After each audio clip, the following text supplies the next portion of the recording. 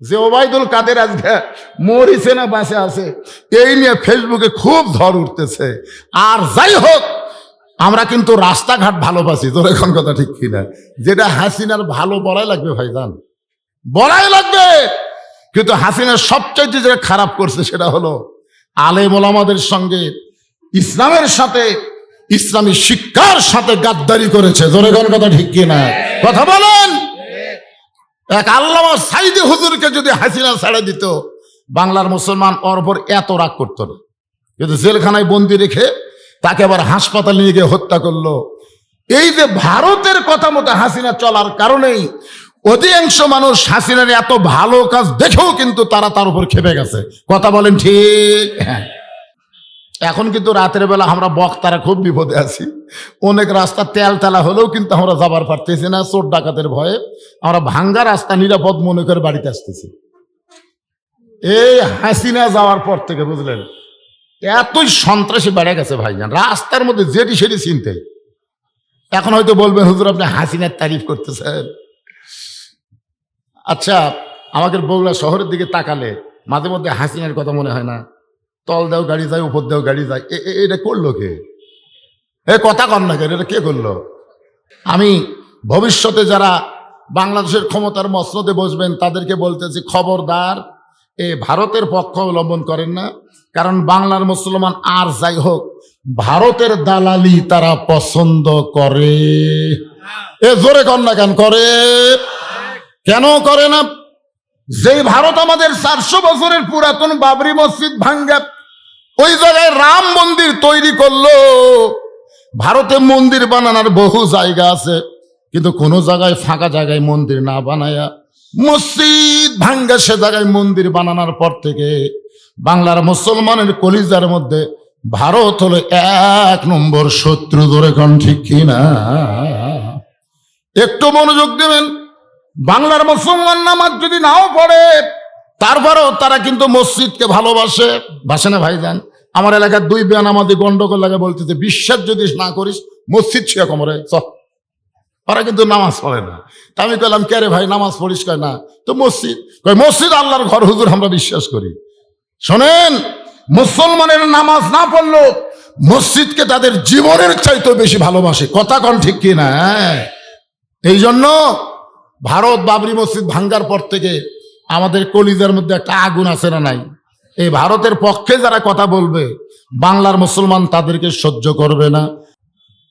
লোকটা বলতেছে হযরত ওমর যখন আল্লাহর কোরআন দিয়ে রাষ্ট্র চালায় তখন প্রত্যেকটা মানুষের জন্য দিনও যা রাতও তাই। তুমি জানো না, তুমি জানো না। কি ভাইজান কি না? শোনেন, আজান কি জন্যে? নামাজের জন্য, ঠিক না? আজানের উত্তর দেওয়া মানে কি? সবাইকে দেওয়া লাগবে না, এখান থেকে যে কোনো একজন উত্তর দিলেই চলবে। আর আজান দেওয়া মানে আমাদেরকে নামাজের জন্য ডাকতেছে। ধরে কোন কথা ঠিক কিনা? এখন আমরা নামাজ পড়বো না? ভাই এখানে যত মানুষ বসে আছেন, আমরা কি এসে নামাজ পড়বো না?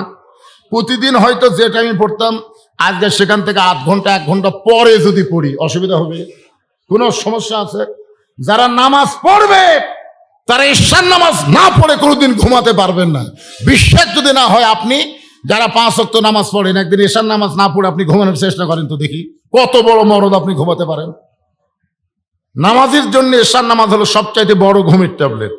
আপনি যখন নামাজ আদায় করবেন আপনি দেখবেন সুন্দর মনে ঘুম পাড়বেন। নামাজ পড়বেন না, ঘুমও ধরবি না। এই জন্য আমরা যারা এখানে ওয়াজ শুনতেছি, আমরা কি নামাজ পড়বো না? আমাদের যে মসজিদকে কেন্দ্র করে আজকের মাহফিল, এই মসজিদে আজান দিলেই আমরা ওয়াজ বন্ধ করে দেব। সমস্যা আছে? একটা সময় আছে ভাইজান। আমি যে ওয়াজটা ধরছি একটা কমপ্লিট লাগবে না? এই জন্য আপনারা আনসান করেন না। যারা পিছনে দাঁড়িয়ে আছেন আপনারা আল্লাহর রাস্তে বসেন, বসেন, সবাই বসেন। বসার জায়গা যতক্ষণ আছে আল্লাহর রাস্তে একটু বসেন। সবাইকে অনুরোধ করতেছি আপনারা বসেন। আর যারা বসে আছেন, যদি কারোর সামনে ফাঁকা থাকে, ফাঁকা যদি থাকে আল্লাহর রাস্তায় একটু জমে চেপে বসেন। শীতের রাত চাপা বসলে কি সমস্যা আছে?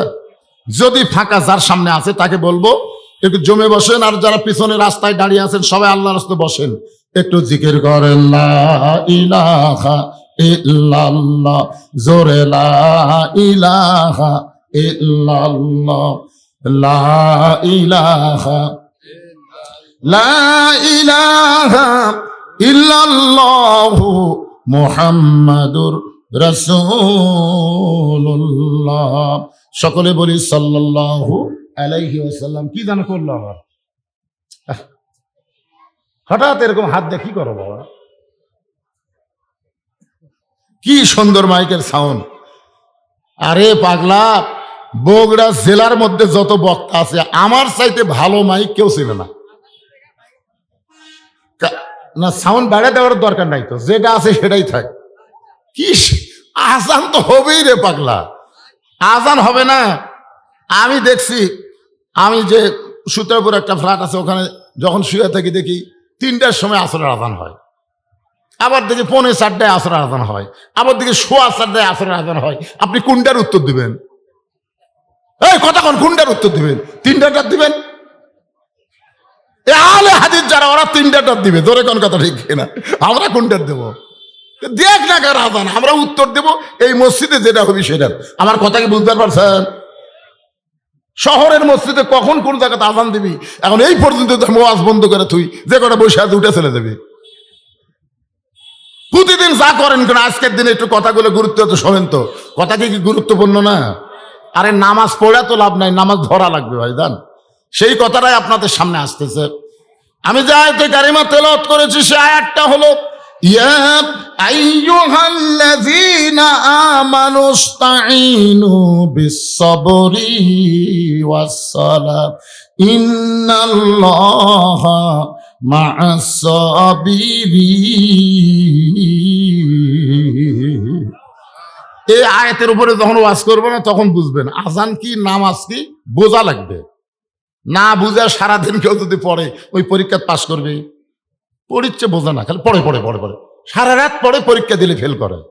তা আমাদের বর্তমানে বাংলাদেশের নামাজের অবস্থা হচ্ছে তাই, সারা জীবন নামাজ পড়বি, পরীক্ষা যে ফেল করবি। ওয়াজটা শোনেন মনোযোগ দিয়ে। যেই কথা বলতেছিলাম একটু গুরুত্ব দেন। লোকটা বলতেছে হযরত ওমর যখন আল্লাহর কোরআন দিয়ে রাষ্ট্র চালায় দিনও যা রাতও তাই, আমি আমার গর্ভবতী বউকে নিয়ে অমুক এলাকা থেকে রাতের বেলা নিরাপদ মনে করে অমুক এলাকায় যাচ্ছিলাম, কিন্তু এই জায়গায় আসার পরে আমার বউটার প্রসব বেদনা এত বেড়ে গেছে, আমার বউটাকে তাঁবুর মধ্যে রাইখা আমি অস্থির হয়ে বাইরে ঘুরতেছি। কারণ এখন আমার এত বড় বিপদ আমি পড়েছি, আমার বউটার প্রসব ব্যথা আমি লাঘব করবার পারতেছি না, আমার বউটা এত কান্না করতেছে, আমি এখন কি করব ভাই? ওমর ফারুক লোকটার বুকের মধ্যে নিয়ে কপাল একটা চুমা দিয়ে বলতে, ভাই যান আপনার কোনো টেনশন করা লাগবে না, আমার বাড়িতে একটা ভালো ধাত্রীর খবর আছে। সুবহানাল্লাহ কর না কেন? যেই লোকটা 3বার সালাম দিলে উত্তর না দেখছে এই মিয়া আমাদের মতন এই সামসা নেতা হলো কি করতো? আর কান সারা ছড় মারতো। কিন্তু আল্লাহর ভয়, জোরে বলেন কার ভয়? আল্লাহর ভয়। হযরত ওমর বললেন তোমার কোনো টেনশন নাই, কোনো চিন্তা করো না, একটু ধৈর্য ধরো, আমার বাড়িতে ভালো একটা ধাত্রী আছে। এই বলে হযরত ওমর এক দৌড়ে বাড়িতে আসলেন, এক দৌড়ে বাড়িতে এসে দরজায় সালাম দিলেন, আসসালামু আলাইকুম ইয়া আহলাল বাইত। আব্দুল্লাহর মা সঙ্গে সঙ্গেই দরজা খুলে গেছে। সালাম দিয়ে খেলে আব্দুল্লাহর মা বলা মাত্রই দরজা খুলে গেছে। ওমর ফারুক বললেন, কে গো বিবি, আমি মানুষের কষ্ট রাতের বেলা চোরের মতন দেখি, আর তোমাকে ডাক দাও মাত্রই তুমি দরজা খুলে দিলে, কারণ কি? বউ স্বামীর কপালে চুমা দিয়ে বলতে, স্বামী গো আপনি যেদিন থেকে মানুষের দুঃখ কষ্ট রাতের বেলা দেখা শুরু করছেন সেদিন থেকে আমি রাতের বেলা ঘুম পারি না, সারা রাত এই দরজায় দাঁড়িয়ে থেকে আপনার নিরাপত্তার জন্য দোয়া করি। ধরে এখন সুবহানাল্লাহ। চিন্তা করেন, নেতা ভালো হতে গেলে তার বউ ভালো হওয়া লাগবে ভাই। আজকে আমাদের অনেক নেতা ভালো হবার চাইছিল কিন্তু বইয়ের কারণে পারেনি। যেমন একটা নেতার নাম হলো পলক। পলকের নাম শুনছেন? ফান্দে পড়িয়া পলক কান্দে রে। পলক এত টাকা কামাই করছে, 1000 কোটি টাকা। এখন পলকের বউ বেগম পাড়ায় মশা মারতিছে, আর পলক জেলখানার মধ্যে কষ্টে জীবন যাপন করতেছে। ধরে কোন কথা ঠিক কিনা? আমি অন্য কোনো নেতার কথা বলি না, সব নেতাই বুড়া বয়সে বাড়ির থাকার চাইতে জেলত যাওয়াই ভালো। কারণ বুড়া মানুষ খালি ফ্যাস ফ্যাস করে, ওই বাড়িতে না থাকে হয় চিল্লা না হয় জেল, যে কোনো একটা ভালো। তোর কোন কথা ঠিক কি না? বুড়া মানুষ খালি চিল্লা চিল্লি করে। একজন বলতে চিল্লা চিল্লি যদি বন্ধ করবার চাও আর চিল্লাত পেটে দাও। এই চিল্লাত যাওয়া ভালো নয়, জেলত যাওয়া ভালো। কিন্তু পলক একটা যুবক মানুষ, এই পলকের বউ যদি আজকে ভালো হতো তাহলে পলক এই বিপদের মধ্যে পড়া লাগতো না। ওমর ফারুক বলে, বিবিরে তুমি কি জান্নাতে যাওয়ার চাও? ওমর ফারুকের বউ মুচকি মুচকি হেসে বলে, স্বামী গো, জান্নাতে সবাই যাওয়ার চায়। ওমর ফারুক বললেন, জান্নাতে যদি যাবার চাও তাহলে এইগুলো জিনিস নিয়ে তাড়াতাড়ি বের হও। একটা মেয়ে প্রসব ব্যথায় ভুগতেছে, সেই মেয়েটার বাচ্চা খালাস করতে গেলে যে যেই জিনিস লাগবে সেই জিনিসগুলো নিয়ে তাড়াতাড়ি আমার সঙ্গে বের হও জান্নাতে যাওয়ার জন্য। হযরত ওমরের বিবি ওমরের সঙ্গে রওনা দিলেন। তাঁবুর উল্টা পৃষ্ঠা দিয়ে বউকে ঢুকাই দিলেন তাঁবুর ভিতরে ঢুকাই দিয়ে ওমর ফারুক লোকটাকে বলতেছেন, ভাইজান, ভালো ধাত্রী তাঁবুর মধ্যে ঢুকেছে, আপনার কোনো টেনশন নাই, আপনি কোনো চিন্তা করেন না। এই কথা যখন বারবার বলতেছে, এমন সময় ওমর ফারুকের বউ বলে, আমির আল মুমিনিন, আপনার বন্ধুকে খবর দেন আপনার বন্ধুর বিবি এবং বাচ্চা ভালো আছে। আপনার তো সুবহানাল্লাহ বলেন। ওমর ফারুক তাকায় দেখো, ওই লোকটা মাটিতে পড়ে আছে। কারণ ওমর ফারুকের বউ যখনই বলেছে, আমির আল মুমিনিন, আপনার বন্ধুকে খবর দেন তার বিবি বাচ্চা ভালো আছে, লোকটা তখন বুঝবার পারছে যে লোকটা আমাকে তিনবার সালাম দিল, আমি সালামের উত্তর দিলাম না, এই লোকটা সাধারণ কোনো মানুষ না, এই লোকটা হলেন হযরত ওমর। যে ওমর রাস্তাতে গেলে শয়তান কয়দিন যায় না, আর সেই ওমর 3 বার সালাম দিয়ে সালামের উত্তর দেই নাই। লোকটা মাটিতে পড়ে আছে। ওমর ফারুক এক টানে বুকের মধ্যে নিয়ে কপালে চুম্বন দিয়ে বললেন, ভাইজান, আমি আগের ওমর নাই, আমি দায়িত্ব পাওয়ার পরে পরিবর্তন হয়ে গেছি। কারণ দায়িত্ব যখন পাইছে, হাক্কা তুকাতিহি, যথাযথ ভয় কলিজার মধ্যে একটু মনোযোগ দিবেন। আব্দুল ইবনে ওমর বলতেছে, নবীর সাহাবীরা, তোমরা সবাই যখন ঘুমায় যাও, আমার বাবা তখন ঘুমাই না, গভীর রাত্রে আমার দরজা গিয়ে ডাকতেছে, আব্দুল্লাহ বলে। আমি দরজা খুলে তাকাই দেখি বাবার হাতে একটা পাঞ্জাবি। আমি খুশি হয়ে বললাম, বাবা, বাইতুল মাল থেকে আমার একটা পাঞ্জাবি দিল, আপনি গভীর রাত্রে আর একটা দিবার আইছেন। বাইতুল মাল থেকে আমার একটা পাঞ্জাবি দিছে, আপনি গভীর রাত্রে আর একটা দিবার আইছেন। ওমর ফারুক বলে, আব্দুল্লাহ, এইটা তোমাকে দেওয়ার জন্য আসি নাই বাবা, এইটা আমার ভাগে পড়েছে। এখন বলো তো, এই ছোট পাঞ্জাবি গায়ে দিয়ে যদি আমি খুতবা দেই তাহলে দেখতে কেমন লাগবে? কারণ মুসল্লির জামা ছোট হলে কেউ কিছুই বলবে না, কিন্তু ইমামের জামার দিকে সবার নজর থাকে। ধরে কোন ঠিক কিনা? আপনারা বলেন তো, মুসল্লির দাড়ির দিকে কোনো মুসল্লির নজর আছে? কার দাড়ির দিকে? ইমামের দাড়ি যদি 1 মুষ্টির নিচে হয়, আমাকে ফতোয়া আছে, হুজুর, ইমামের দাড়ি যদি 1 মুষ্টির নিচে হয় তার পাশে কি নামাজ হবে? আমি বললাম, এটা সালাউদ্দিন ভালো জানে। তখন আমার কয়, হুজুর সালাউদ্দিন কেন? বলে, সালাউদ্দিন দাড়ি মোট চাষা এক ব্যক্তিকে জাতীয় ইমাম ঘোষণা করছে। ধরে কোন কথা ঠিক কি না? জাতীয় ইমাম, জাতীয় নেতা কওয়া যাবে, কিন্তু জাতীয় ইমাম কওয়া যাবে না। আমি বললাম, ইমামের দাড়ি আপনি কিভাবে মাপলেন? বলে, ইমাম যখন খুতবা দেয় তখন দূর থেকে আমার মুঠ দিয়ে ইমামের দাড়ি আন্দাজ করে দেখি আমার মুঠের চাইতে ছোট হবে। আমি বললাম, ভাইজান, আপনার দাড়ির খবর কি? বলে, আমার দাড়ি আমি মুঠ দিয়ে মাফি নাই। তো আপনার দাড়ি মাফেন না, ইমামেরটা মাফেন কেন? বলে, হুজুর, মুসল্লির যাই হোক, ইমামের ঠিক থাকা লাগবে। যেই বাংলাদেশে ইমামের দাড়ি মানুষ মুঠ দিয়ে মাপে, সেই বাংলাদেশে যাকে তাকে ইমাম ঘোষণা করা যাবে। কথা বলেন, জোরে কথা বলেন, যাবে? ওমর ফারুক বললেন, আব্দুল্লাহ, তোর পাঞ্জাবিটা আমাকে দান করে দে। আব্দুল্লাহ বলে, গভীর রাত্রে আমার পাঞ্জাবি আমার বাবাকে দান করে দিলাম। আমার পাঞ্জাবি বাবার পাঞ্জাবি একত্র করে বাবা লম্বা জুব্বা বানায় খুতবা দেয়। এখন বলো, বাবার খুতবা শোনা যায় কিনা যায়? সমস্ত সাহাবীরা চিল্লায় বলে, আত্তাকুল্লাহ হাক্কা তুকাতিহি, আল্লাহর ভয় যখন যথাযথ দুনিয়াতে চালু হয়ে যাবে, তখন মুসলমানেরা এমন ভালো মানুষকে নেতা হিসাবে দেখতে পাবে। লিল্লাহে তাকবীর। ওয়ালা তামুতুন্না ইল্লা ওয়া আনতুম মুসলিমুন। মুসলমান যদি মরতে চায় যার তার আইন মানা যাবে না, আল্লাহর কোরআনের আইন মেনে চলতে হবে। তারপরে মুসলমান হয়ে মরা সহজ হবে। আর মুসলমান হয়ে কেউ যখন মৃত্যুবরণ করবে তাকে কবরের কোনো চিন্তা করা লাগবে না। আল্লাহ কোরআনে বলেন, ইন্নাল্লাযীনা ক্বালু রাব্বুনাল্লাহু সুম্মা ইসতাকামু তাতানাজ্জালু আলাইহিমুল মালাইকা আল্লা তাখাফু ওয়া লা তাহজানু ওয়া আবশিরু বিল জান্নাতিল্লাতী কুনতুম তুআদুন।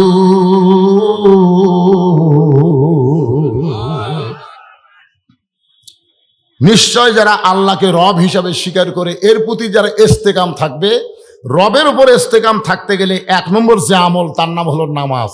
যেরকম তার নাম কি?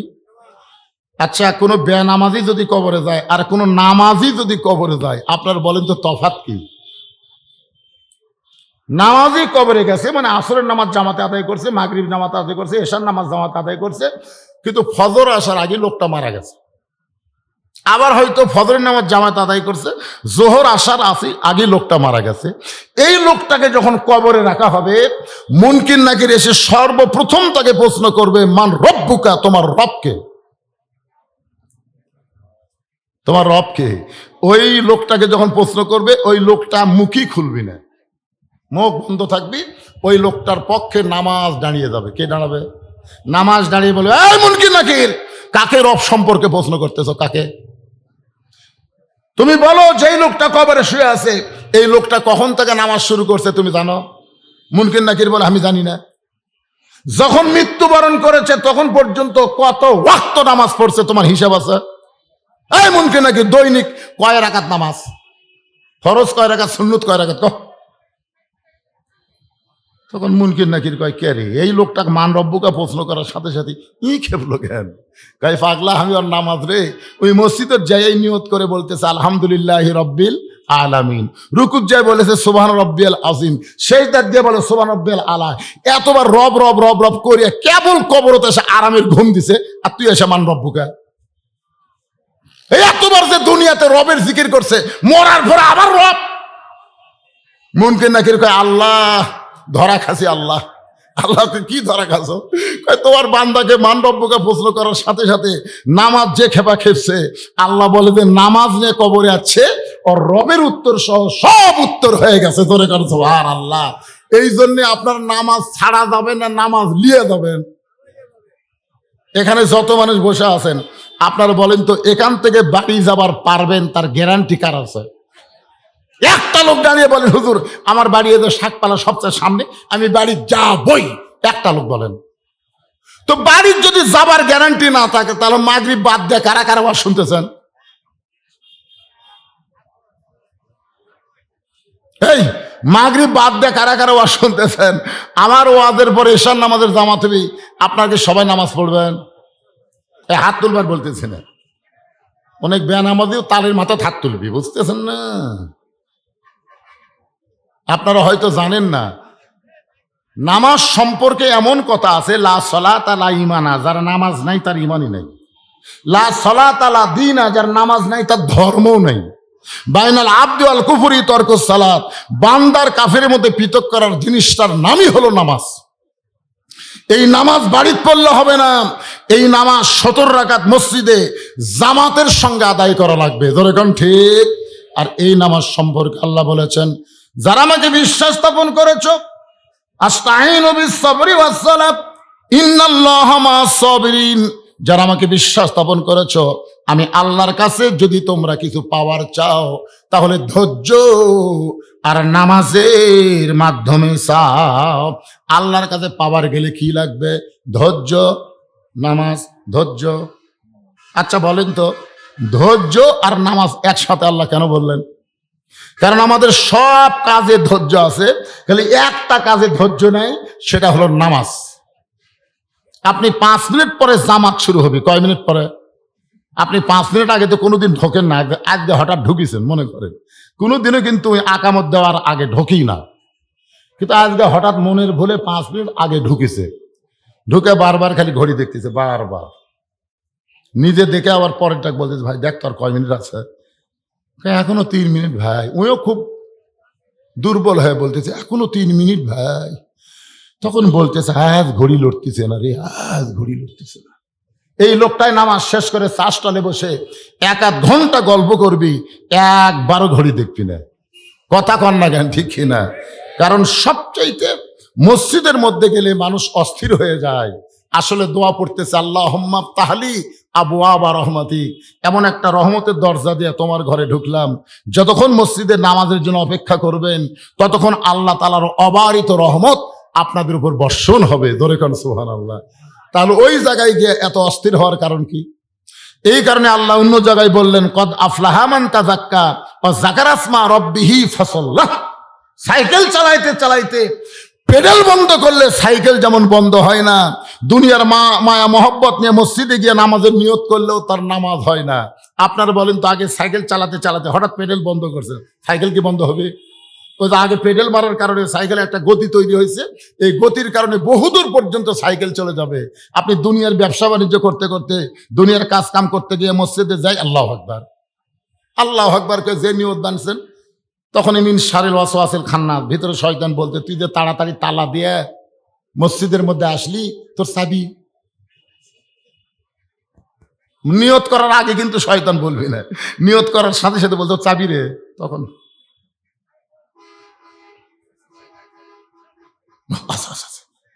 আপনার বলেন তোর নামাজ আছে?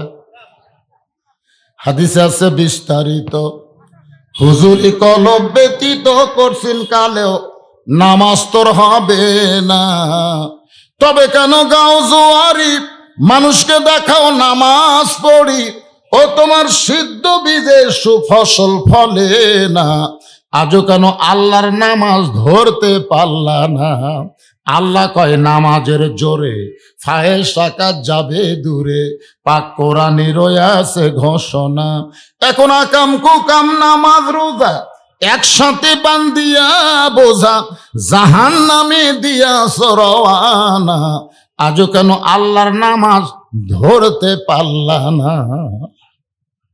আমার এলাকার এক নামাজি মসজিদে বের হয়ে বলতেছে, আমাকে চিনিস? আমাকে চিনিস?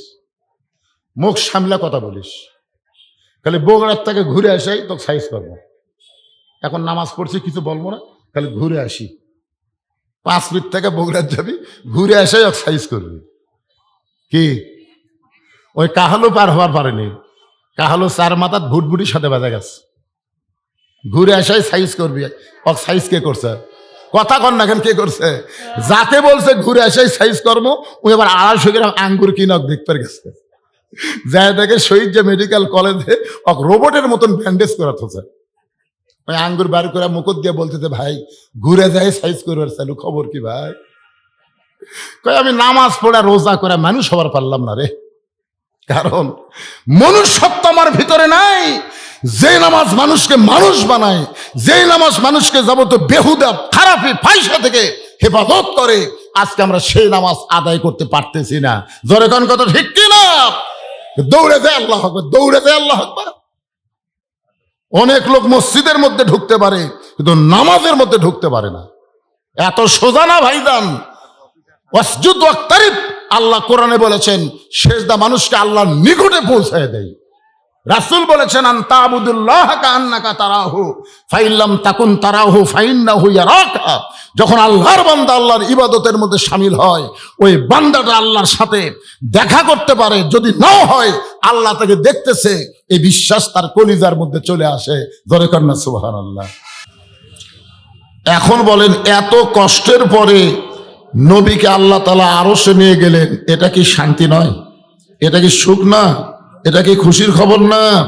আমাদের বাংলাদেশে আমরা দীর্ঘদিন বহু কষ্ট করেছি, ঠিক কিনা বলেন? বহু কষ্ট, কষ্টের পরে আগামীতে একটা শান্তি সুখ আসার সম্ভাবনা আছে। আপনাদের কি মনে হয়? বুঝবার পারতেছেন না? গোটা বাংলাদেশ ওয়াজ করার পরে এতটুকু আল্লাহ পাক আমাকে দেখাইতেছে আর কি, আমি দেখতে পাচ্ছি মানুষ আর কষ্টে থাকতে চায় না। মানুষের তৈরি আইনের মধ্যে মানুষ আর থাকতে চায় না।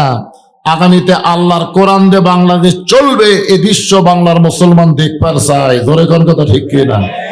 তবে আমার বিশ্বাস কষ্টের পরে শান্তি আছে না নাই? হয়তো আল্লাহ সেই শান্তি আমাদেরকে দিতে পারেন।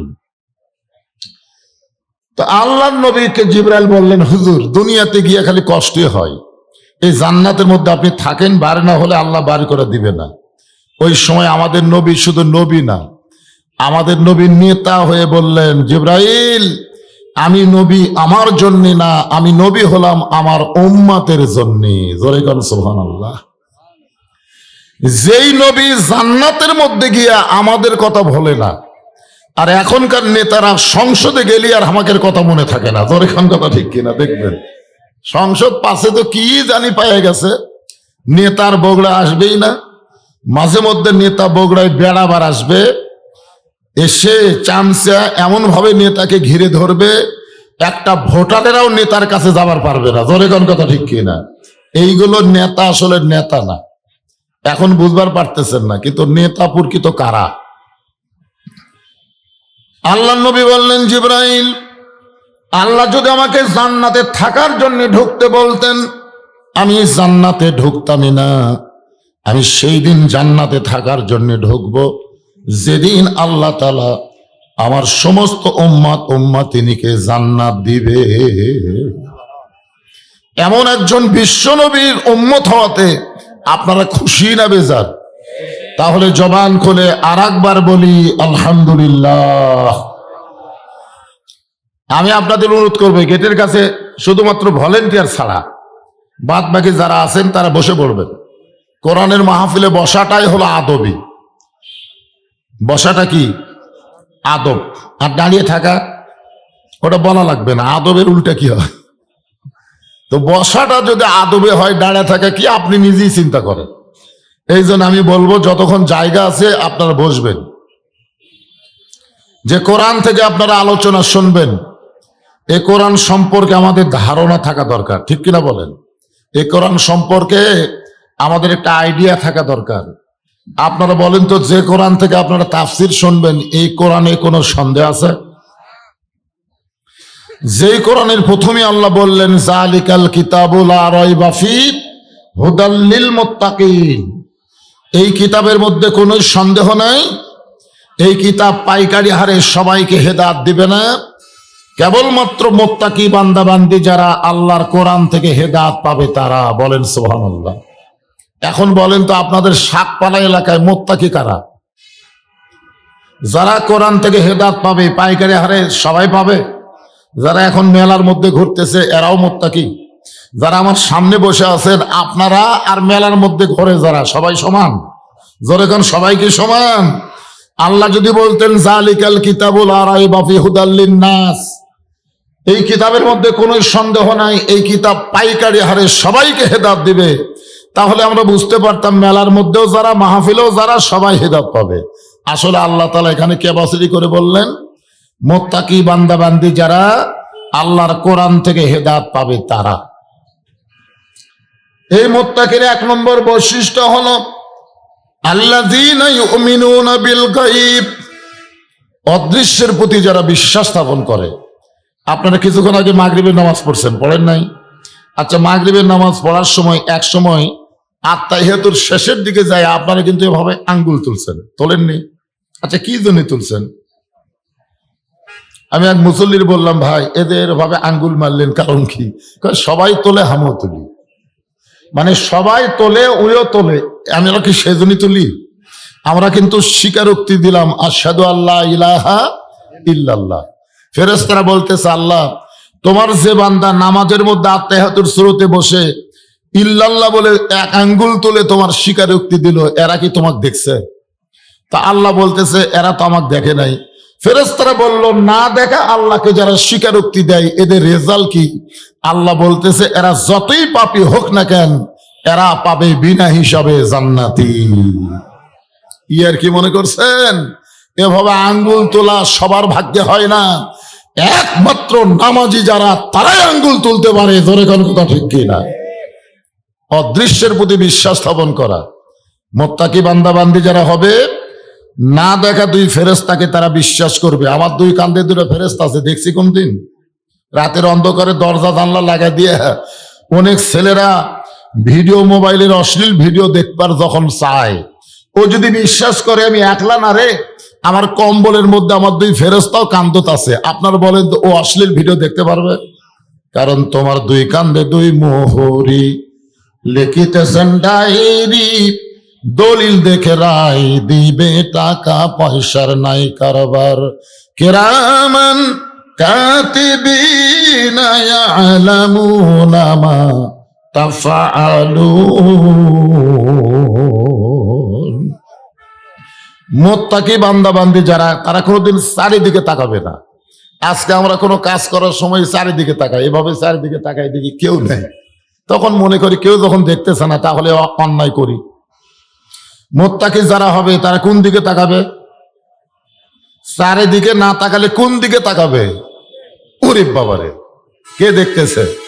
কথা বলেন না কেন, কে দেখতেছে? হ্যাঁ, এই জন্য সবাই মুত্তাকি হওয়ার পারে না। অনেক নামাজিও দেখবেন মুত্তাকি হওয়ার পারে না, নামাজ পড়ে তারপরও চারিদিকে তাকায় দেয় কেউ নাই, অন্যায় করে। অথচ যে ব্যক্তির নামাজ আদায় করবে সে কিন্তু অন্যায় করবে না, কিন্তু নামাজ যারা পড়ে তারা করতে পারে। এই কোরআন শরীফে নামাজ পড়ার কথা এক জায়গাও নেই, ইকরাউস সালাত কোনো জায়গাত নাই, সব জায়গায় আছে আকিমুস সালাত, নামাজ কি করো? কায়েম করো। বর্তমান আমাদের বাংলাদেশে আমরা নামাজ পড়তেছি, নামাজ কায়েম হচ্ছে না। কায়েম শব্দের অর্থ হলো প্রতিষ্ঠা। আপনার বলেন তো, এখানে যত মানুষ আমরা বসে আছি সবার পরনে কাপড় আছে না নাই? সবার শরীরে কাপড় আছে না নাই? তাহলে বোঝা গেল আমাদের বাংলাদেশে কাপড় পরা এটা কায়েম হয়ে গেছে, এটা প্রতিষ্ঠা পেয়ে গেছে। এখন যদি কোনো উলঙ্গ মানুষ আপনাদের কাছে এসে বসবার চায়, ন্যাংটা মানুষ, আপনারা কে কাছে বসাবেন? বসাবেন? বরং সবাই ন্যাংটাকে তাড়া দিবেন, না হয় জোর করে তাকে কাপড় পরাবেন, যে কোনো একটা করবেন, হয় তাড়ায় দিবেন না হয় কাপড় পরাবেন। তাহলে বোঝা গেল যেখানে কাপড় পরা প্রতিষ্ঠা হয়ে গেছে, কায়েম হয়ে গেছে, এই জায়গায় ন্যাংটা মানুষকে যেমন মনে হয়, যেদিন বাংলাদেশে নামাজ কায়েম হবে সেদিন বেনামাজিকে ন্যাংটার মতন মনে হবে। ধরে কোন কথা ঠিক কিনা? হয় তাকে সমাজ থেকে তাড়ায় দিবেন, না হয় তাকে যেভাবেই হোক নামাজ আদায় করার ব্যবস্থা করাবেন। ধরে কোন কথা ঠিক কিনা? এখন আপনারা বলেন তো, আমাদের বাংলাদেশে কি নামাজ কায়েম হয়েছে? তো নামাজ কায়েম কি দেওয়া হবে? আমার ওয়াজ দেওয়া হবে? আমি কি 2-4 বছর হলো ওয়াজ করতেছি? আমার এমন কোনো ওয়াজ নাই যে ওয়াজ আমি নামাজের ওয়াজ করি নাই। আপনারা ইউটিউবে খুঁজে দেখেন, আমার এমন একটা ওয়াজ পাবেন না যে ওয়াজে নামাজের 2-4 মিনিট আমি ওয়াজ করিনি, কিন্তু আমি ওয়াজ করে দেখতেছি কান্ত হচ্ছে না। তার মানে বোঝা গেল আমাদের বাংলাদেশে নামাজ কায়েম করতে গেলে ওয়াজ দেওয়া হবে না। নামাজ কায়েমের সিস্টেম, নামাজ কায়েমের পরিবেশ, নামাজ কায়েমের সমাজ, নামাজ কায়েমের রাষ্ট্র তৈরি করা লাগবে। জোরে কোন কথা ঠিক কিনা? এই রাষ্ট্র তৈরি করতে হবে কিভাবে? এই বিধান কি আল্লাহর কোরআনে আছে না নাই? জোরে আছে না নাই? যেই কোরআন সম্পর্কে আল্লাহ বললেন, অনুনাজ্জিলু মিনাল কুরআনি মা হুয়া শিফাউ ওয়া রাহমাতুল লিল মুমিনিন।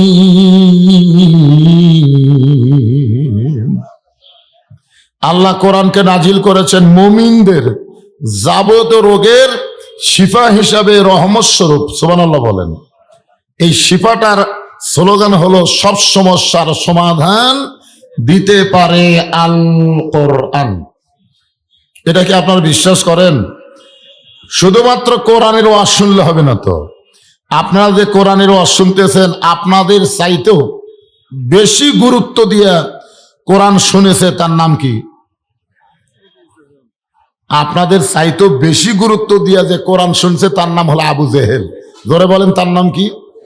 আপনারা তো খেরের উপর শীতের দিনে বসা বসা ওয়াজ শুনতেছেন, ও তো বসার জায়গা পায়নি, ও সামনেও দাঁড়াবার সাহস পায়নি, ও পিছনে দাঁড়ায়া আলোর মধ্যেও না, অন্ধকারে চোরের মতন চুপি চুপি 2-1 ঘন্টা না, সারা রাত কোরআন তেলাওয়াত শুনছে, সারা রাত।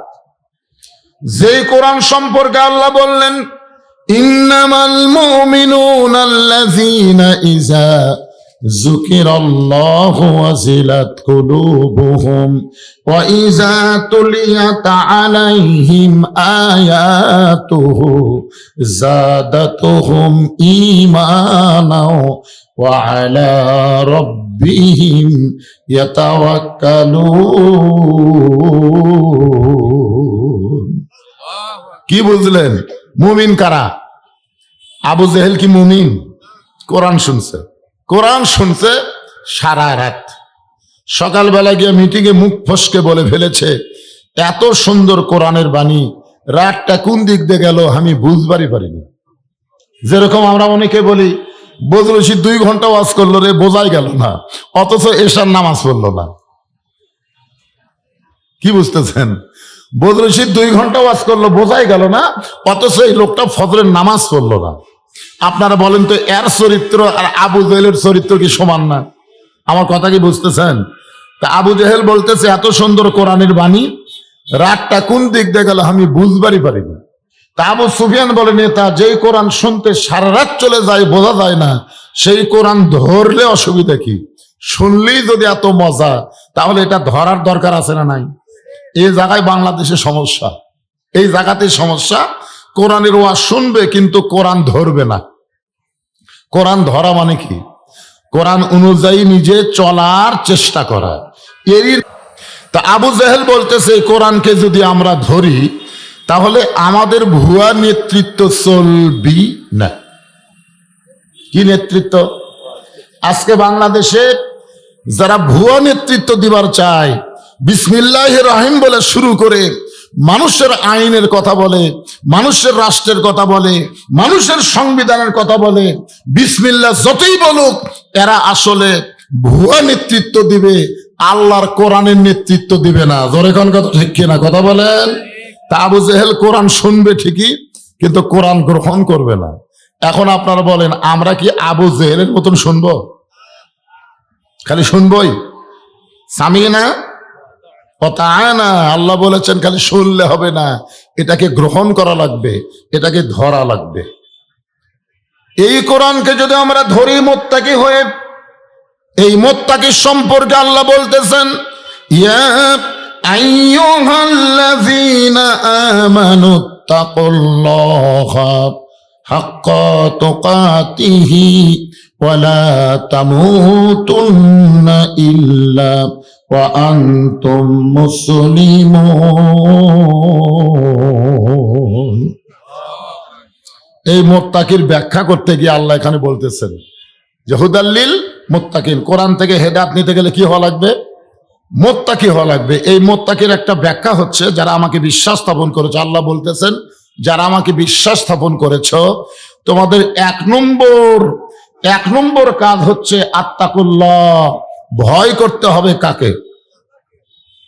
তো আল্লাহকে আমরা বর্তমানে ভয় করতেছি ঠিকই, কিন্তু জাগা মতো করতেছি না। আল্লাহর ভয় কি মাঝে মাঝে না সব সময়? তো আপনি মসজিদের মধ্যে কার ভয়? কথা কয় না। তো বগুড়ার বড় মসজিদ বা বাইতুর রহমান মসজিদে আপনি যখন জোহরের নামাজ আদায় করবেন, জোহরের নামাজ, কোন নামাজ? নিয়ত করেছেন আল্লাহর ভয়ে, সোয়াবের আশায় সামনে কাতারে নামাজ পড়বো। কার ভয়ে? আল্লাহর ভয়ে, সোয়াবের আশায় সামনে কাতারে নামাজ পড়লে সোয়াব কম না বেশি? কিন্তু দরজাত গিয়া আপনি পায়ের দিকে তাকায় দেখলেন 3000 টাকার জুতে। মসজিদের দরজাত গিয়ে আপনি পায়ের দিকে খেয়াল করে দেখেন আপনার জুতার দাম কত? 3000 টাকা। মনে করেন 3000 টাকার জুতা। এখন আপনি বলেন তো, আল্লাহর ভয়ে জুতার দরজাত রেখে আপনি কি সামনে কাতারে বর্তমান পরিবেশে যাবার পারবেন? যে পরিবেশ বর্তমানে চলতেছে, এই পরিবেশে আল্লাহর ভয়ে জুতার দরজাত থুইয়া এই মাইকের সাউন্ড এরকম খারাপ করে দিলা কেন? এতক্ষণ তো ভালোই আসছিল, বিসমিল্লাহ কয়ে হাত দিল। হ্যাঁ, সাউন্ড বাহিরে যদি কম হয় বাহিরে দাও, ভিতরে দিও না। ভিতরে তো যথেষ্ট সাউন্ড হচ্ছে। তোমাকে মিশিং এর ক্যাপাসিটি বাহিরে দাও, ভিতরে দিও না। ভিতরে খালি গম গম করতেছে, সেটা বুঝতে পারবে না। আসলে মুরগির তলে 12 ডিম দিছে, 10টার বাচ্চা হচ্ছে, 2টার বাচ্চা হয়নি। আপনারা বলেন তো, এই 2টা ডিমের বাচ্চা না হওয়ার কারণ কি?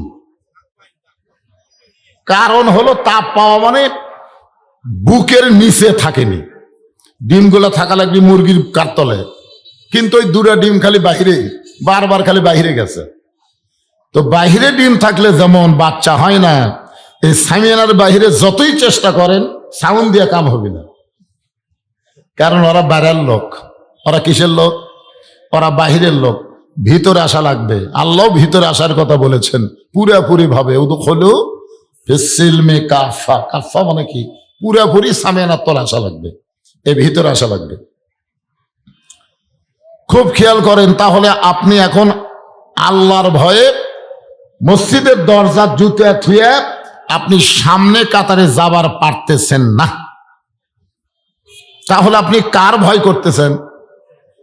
কথা কয় না, চোরের ভয়। তাহলে বর্তমান পরিবেশে ভয় বেশি কার? আল্লাহর না চোরের?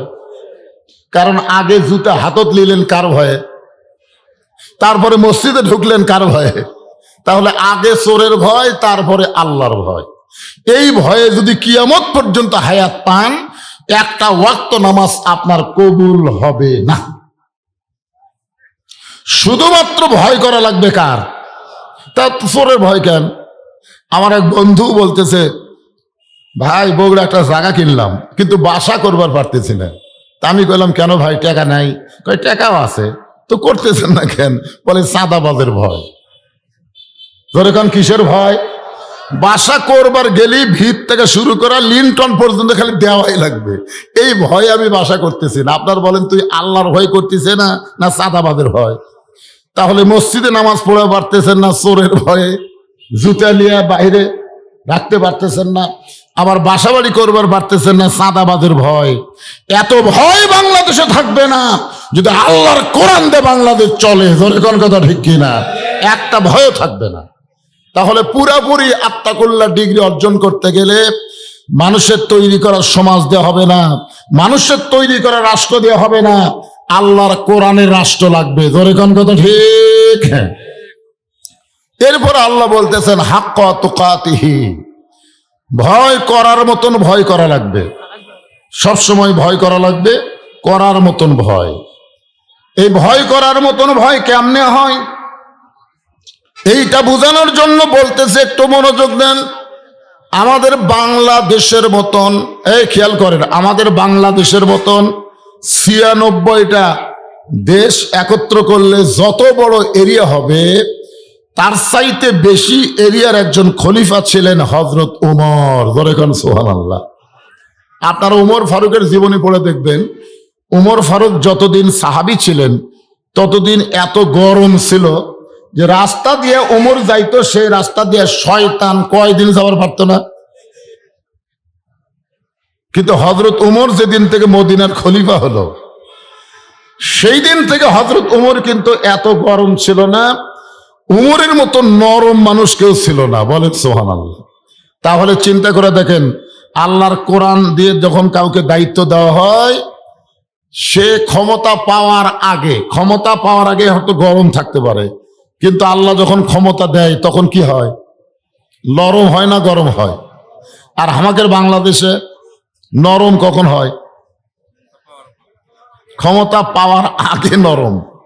গরিবের বন্ধু, সমাজসেবক, জনদরদী নেতা গাড়ির থেকে নামা ফকিরক সালাম দেয়, আসসালামু আলাইকুম চাচা কেমন আছেন? ফকির চারিদিকে তাকায় দেয়, কে রে বাবা, কারে সালাম দিলে? আপনাকে দিলাম, আমি তো ভিক্ষা করে খাই।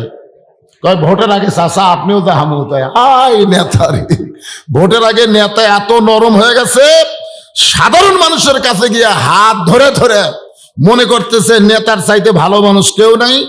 যেই ক্ষমতা পায়া গেল, ক্ষমতার মালিককে হাই হাই নেতার সাইজ।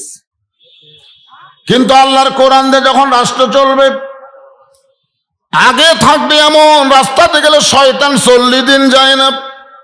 সেই মানুষটা অর্ধ পৃথিবীর খলিফা হইয়া জুমার দিনে যখন খুতবা দেয়, এমন সময় একজন সাহাবী দাঁড়িয়ে বলতেছে, আমিরুল মুমিনিন, আপনার খুতবা আমরা শুনবো না। ওমর ফারুক চমকে গেল, কি জন্যে ভাইজান? আমার দোষটা কি? কোন দোষে আমার খুতবা শুনবা না? সাহাবী বলতেছে, আমাদেরকে খাটো পাঞ্জাবি দিয়া আপনি লম্বা জুব্বা পরে খুতবা দিচ্ছেন, আমাদেরকে খাটো পাঞ্জাবি দিয়ে আপনি লম্বা জুব্বা কোথায় পাইলেন? এটা যতক্ষণ না বলবেন ততক্ষণ আপনার খুতবা মানে বক্তব্য শুনব। আচ্ছা বলেন তো, মানুষের আইন দিয়ে যদি রাষ্ট্র চলতো, এরকম কথা বলার সাহস হতো? কে রে তুই রে? আরে ওমর ফারুক কিছু বলার আগেই ওমর ফারুকের চামচের আওয়াজ ধরে সেই সাইজ করতো। আমাকে নেতা কি করবে, যা করবে করবে, তুই ধরার খেয়ে। এটা হলো মানুষের আইন। আর আল্লাহর আইন যখন চালু হবে, মসজিদের মধ্যে কার আইন চলে? ইমাম যদি 4 রাকাত নামাজে 3 রাকাতে বসে, ইমাম যদি দাওরা পাস হয়, ডবল টাইটেল পাস হয়, কিন্তু অটো ভ্যান চালক চিন্তা করবে আসরের নামাজ তো 4 রাকাত, 2 বৈঠক, 2 রাকাত আর 4 রাকাত, ইমাম যে 3 রাকাতে বসলো, অটো ভ্যান চালক আল্লাহু আকবার বলছে, আল্লাহু আকবার, কি সাহস! ইমাম ভুল করছে, ভ্যান চালক লোকমা দিছে, ইমাম মনে মনে বলতেছে 41 সালের আগে আমি উঠবো না। এই মনে করে ইমাম যদি বসায় থাকে, স্বৈরাচারী হয়ে বসে থাকে, আপনার বলেন তো মসজিদের মুসল্লি ভ্যানালার পক্ষে যাবে না নেতার পক্ষে যাবে? কারণ ভ্যানালা যেটা বলছে এটাই ঠিক, ইমাম যেটা করতেছে এটা ব্যাঠিক। আল্লাহর ঘরের মধ্যে ঢুকে নবীর তরিকা মোতাবেক নামাজ পড়াবার পারলে তুই ইমাম, যদি পড়াবার না পারিস তোকে পরিবর্তন করে আর একটা নেতা বানাবো। কারণ মসজিদে কোনো মানুষের আইন চলে না, মসজিদে আইন চলে কার? আরো জোরে বলেন। আচ্ছা, আমাদের বাংলাদেশে মসজিদে আল্লাহর আইন চলে, সমাজে চলে না কেন? এই না চলার পিছনে কারণ কি আপনারা জানেন? কারণ হলো, আওয়ামী লীগকে যদি জিজ্ঞাসা করেন মসজিদ কার ঘর, বলবে আল্লাহ। বিএনপি কে জিজ্ঞাসা করেন মসজিদ কার ঘর, কয় আল্লাহ। জামাত ইসলামকে জিজ্ঞাসা করেন মসজিদ কার ঘর, আল্লাহর। যে দলই করুক না কেন, যদি মসজিদ ব্যাপারে বলেন কার, সবাই বলবে আল্লাহ। বাংলাদেশের সমস্ত দলের মানুষ মসজিদ আল্লাহর ঘর বিশ্বাস করছে, কিন্তু গোটা বাংলাদেশও যে আল্লাহর এই বিশ্বাস এখনো করেনি। জোরে এখন কথা ঠিক কিনা? আপনারা বলেন তো, মসজিদ কার? দেশ কার? পৃথিবী কার? খালি মুখ দিয়ে ধারাপথের মতন আল্লাহর, আল্লাহ ঠিকই, কিন্তু মসজিদের মতো বিশ্বাস করেনি বলে মসজিদে কোনো রাজনীতি চলে না।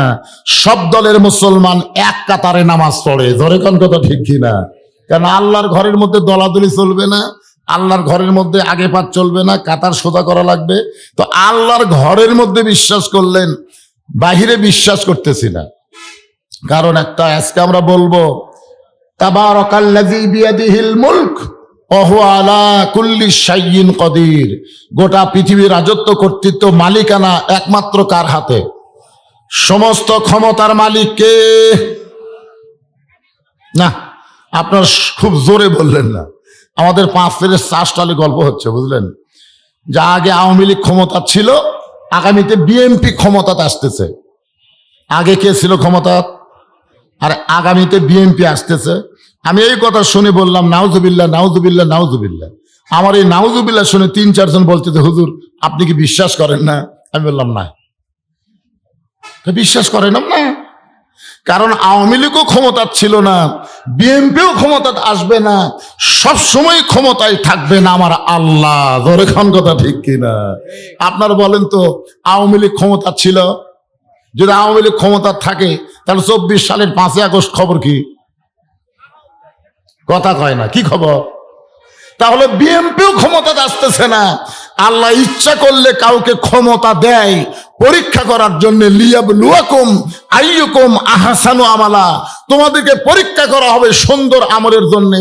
ব্যবসায়িক হবে, অপমান করে ন্যাংটা করে ক্ষমতার থেকে নামায় দেওয়া হবে। জোরে কোন কথা ঠিক কিনা? তাহলে সবসময় যিনি ক্ষমতায় তিনি কে? ওয়া হুয়া আলা কুল্লি শাইইন কদির। প্রত্যেকটা বিষয়ের উপরে একমাত্র ক্ষমতা কার? এই কথা বলার সময় যারা জবান খুললেন না, সমস্ত বিষয়ের উপরে ক্ষমতা কার, এই কথাটাও আপনি জবান খুলে বললেন না। বিশ্বাস করেন, আপনি লেখা রাখেন, মরার 2 দিন আগে আল্লাহ আপনার জবান বন্ধ করে দিবে। 2 দিন আগে থেকে আপনি কেন ও করবেন, আর কথা মুখ দিয়ে বাড়াবে না।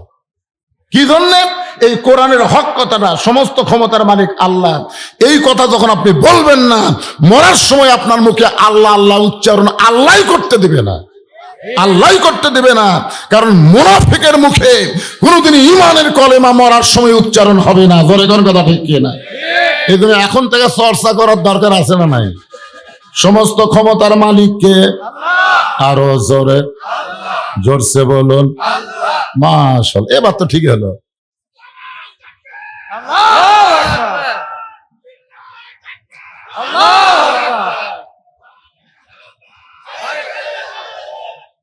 এই ঘরে ঘরে বাদ দেন তো, কি এক ঘরে ঘরে কয়ে কয়ে শেষ হয়ে গেছে। আশা করতেছি ইনশাআল্লাহ আল কোরআনের আলো, কোরআন হাদিস যেখানে, দুনিয়ার মুসলমান লিল্লাহে তাকবীর। হ্যাঁ, একটু মনোযোগ দিয়ে শুনবেন। তো এখন ওমর ফারুকের চোখ দিয়ে পানি পড়তেছে কার ভয়ে? আরো জোরে। পাঞ্জাবি লম্বা, হায় হায়। হাক্কা তুকাতিহির ব্যাখ্যা করতে গিয়ে বলতেছে একটু মনোযোগ দেবেন। এমন সময় আব্দুল্লাহ ইবনে ওমর ওমর ফারুকের সন্তান, যোগ্য সন্তান, 30 পারা কোরআনের হাফেজ। সুবহানাল্লাহ কন না কেন? হাদিসের হাফেজ। শুধু 30 পারা কোরআনের হাফেজ না, হাদিসের হাফেজ। চিন্তা করে দেখেন নেতার বেটার যোগ্যতা কেমন হওয়া দরকার। আল্লাহর কোরআন দিয়ে যখন বাংলাদেশ চলবে, তখন নেতার বেটারা যতই শিক্ষা গ্রহণ করুক, আল্লাহর কোরআনের শিক্ষা তাদের জন্য বাধ্যতামূলক হবে। জোরে কোন কথা ঠিক কিনা? আল্লাহর কোরআন দিয়ে যখন বাংলাদেশ চলবে, তখন তিনি শিক্ষামন্ত্রী হবার পারবেন না। শিক্ষামন্ত্রী হতে গেলে আল্লাহর কোরআন নবীর হাদিসের জ্ঞান থাকা লাগবে। জোরে কোন কথা ঠিক কিনা? 95% মুসলমানের দেশে তখন ঘোষণা হবে খায়রুকুম মান তাআল্লামাল কুরআনা ওয়া আল্লামাহ। ওই ব্যক্তি হলো পৃথিবীর সবচাইতে দামি, সম্মানী, যে আল্লাহর কোরআন শিখেছে এবং অপরকে কোরআনের শিক্ষা দেয়। তখন আগডম বাগডম কোরআনের সাথে ঢাক ঢোলক ঝাঁঝর বাজে, এই মিথ্যা শিক্ষা বাতিল হয়ে যাবে। মুসলমানের দেশে আল্লাহর কোরআন নবীর সুন্নাহ মোতাবেক শিক্ষা চালু হবে। জোরে কোন কথা ঠিক কিনা? এখন তো যা ইচ্ছা তাই চলতেছে। আমাদের ছোট ছোট বাচ্চাদেরকে পবিত্র হওয়ার জন্য শুরুতে কোন শিক্ষা দেওয়া দরকার? পবিত্রতা শিক্ষা দেওয়া লাগবে না? একটা মাদ্রাসায় গিয়ে দেখবেন একটা বাচ্চা পেশাব করে কি করতেছে, আর একটা প্রাইমারি যা দেখবেন তুমি কি করতেছে, দেখবেন তো। মাদ্রাসার বাচ্চা পেশাব করে পানি খরচ করতেছে, ওযু করতেছে, কারণ কি? লা ইয়ামুসসুহু ইল্লাল মুতাহহারুন। ততক্ষণ পর্যন্ত এই কোরআন শরীফ স্পর্শই করা যাবে না যতক্ষণ পবিত্র না হবে। আর ক্লাস 2 এর ছাত্র কান্দের উপর ব্যাগ নিয়ে খাড়া হয়ে পেশাব করতেছে।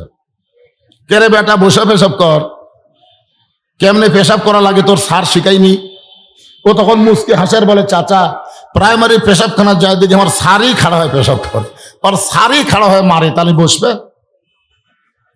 এইরকম অপরিষ্কার অপবিত্রতার দিন শেষ করে আগামীতে পবিত্রতার দেশ বাংলাদেশ গড়ে তোলা লাগবে। জোরে কোন কথা ঠিক কিনা?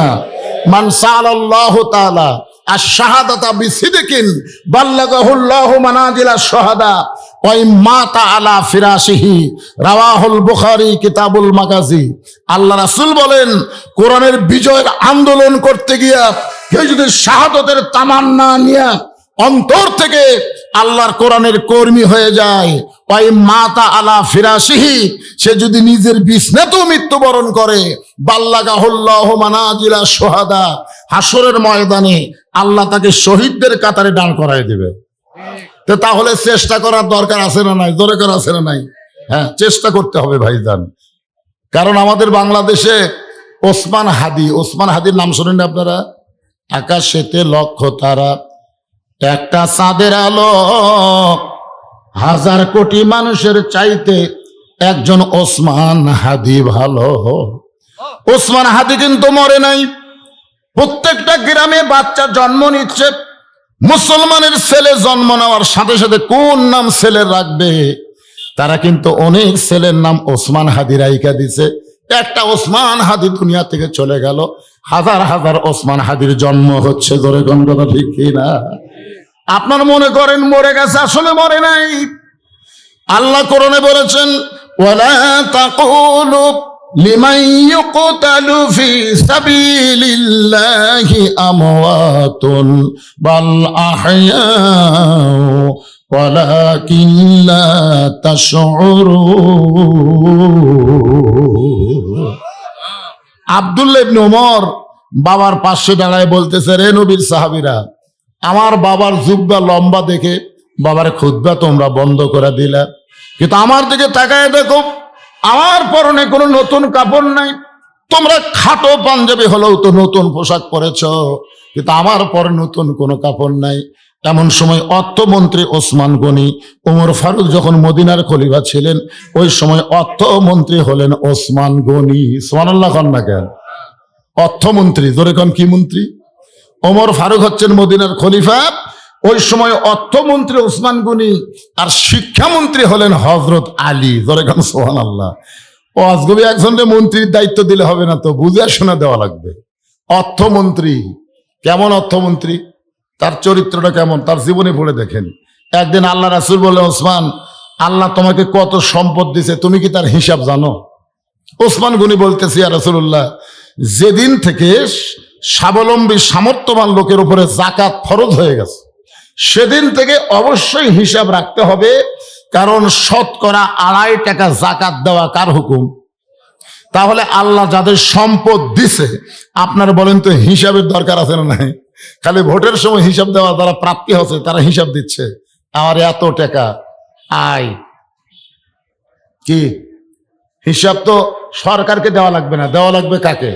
কথা বলেন কাকে? তাহলে আপনার সম্পদের হিসাবের দরকার আছে না নাই? আজকে অনেকে বলে, হুজুর আমার কত টাকা আছে আমি নিজেই জানি না। তুই জাহান্নামী, তুই জাহান্নামী। কারণ যেই বেটা সম্পদের হিসাব জানে না, সে ঠিক মতো যাকাত আদায় করে না। জোরে কোন কথা ঠিক কিনা? যাকাত আদায় করা নামাজের মতোই ফরজ। যেখানে নামাজের কথা আছে সেখানে যাকাতের কথা আছে না নাই? জোরে কোন আছে না নাই? তো ওসমান গনি বললেন, অবশ্যই তো একটা হিসাব আছে। আল্লাহ রাসূল বলেন, হিসাবটা দাও তো। ওসমান গনি বললেন, ইয়া রাসূলুল্লাহ, আল্লাহ আমাকে যত সম্পদ দিচ্ছে, এই সম্পদগুলো রাখতে গিয়া যে গুদাম, এই মনোযোগ দিয়ে শুনবেন, যে গুদাম, এই গুদামে তালা দিয়ে এই তালার চাবি টানতে একটা উট হিমশিম খায়। আচ্ছা, এ ওয়াজ শোনার পরে সুবহানাল্লাহ বলেন না? তার মানে কোন দিকে তাকে আছেন আপনারা? এই আমার কথার দিকে খেয়াল করতেছেন না? করতেছেন? তাহলে কত সম্পদ আল্লাহ যে সম্পদ দিচ্ছে, সেই সম্পদ গুদামে রাখে, এই গুদামে তালা দিয়া গুদামের চাবি টানতে একটা উট হিমশিম খায়।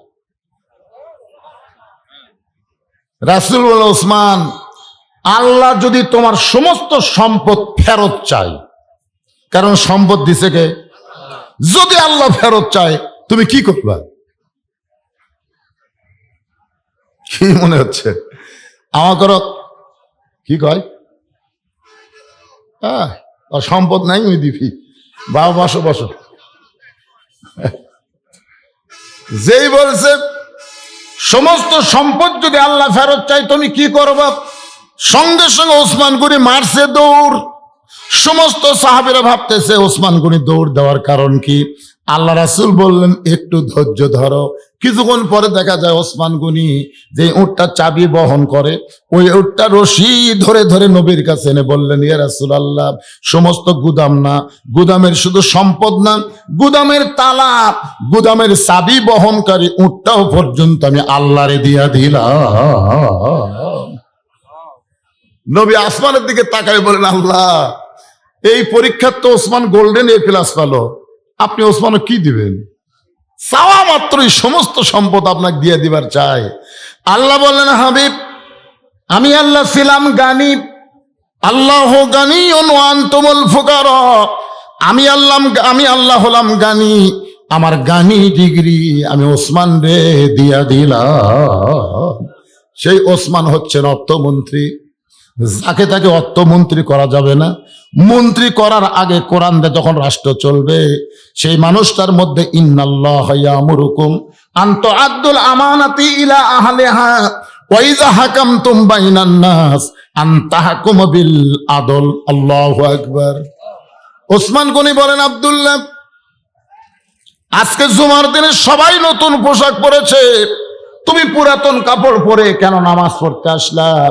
আব্দুল্লাহ বলতেছে, আমি যদি আজকে নতুন কাপড় পরতাম তাহলে আমার বাবার জুব্বা লম্বা হতো না।